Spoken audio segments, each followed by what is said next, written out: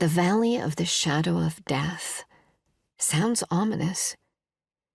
David, the shepherd boy, who became Israel's hero king, wrote Psalm 23, in which he painted an idyllic picture of a place of peace, contrasted with a dark, shadowy valley that he called the valley of the shadow of death.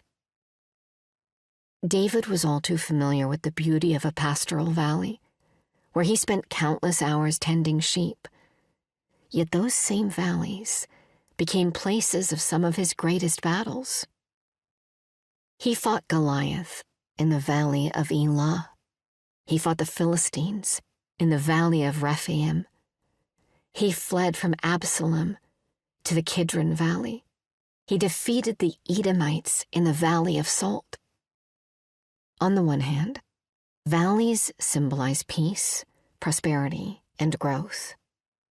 They provide refuge from the harsh winds of the storms of life as places of safety, tranquility, and deep spiritual connection with God. On the other hand, in ancient Eastern imagery, valleys were considered dangerous places. It was often in the lowland, dark and shadowed by the mountains, where the enemy would lie in wait to ambush the unsuspecting traveler. Valleys were also places of vulnerability to sudden disasters, like flash floods, avalanches, or mudslides. The imagery of a valley became a symbol for life's trials, difficulties, heartaches, griefs, and even death. Herein we find the tension.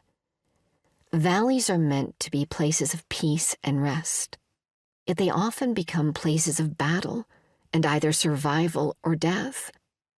It reminds me of the old adage, anything worth having is worth fighting for. The Hebrew word for shadow of death speaks of a place of deep darkness, danger, or distress. This is the picture of life's darkest moments and deepest fears, a time of struggle, hardship, and suffering, a place where order breaks down and chaos takes hold. Yet in the midst of life's greatest challenges, David assures us that God is ever present to help, protect, and comfort his people.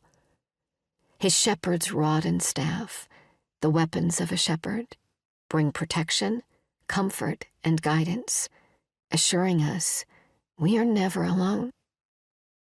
David reminds us that our valley of opposition can be transformed into a place of opportunity and blessing. This is a hero's perspective. As a matter of fact, Jesus, the hero of all heroes, assures us that, although we will face trouble and tribulation in this life, we can take heart, knowing he has overcome the world.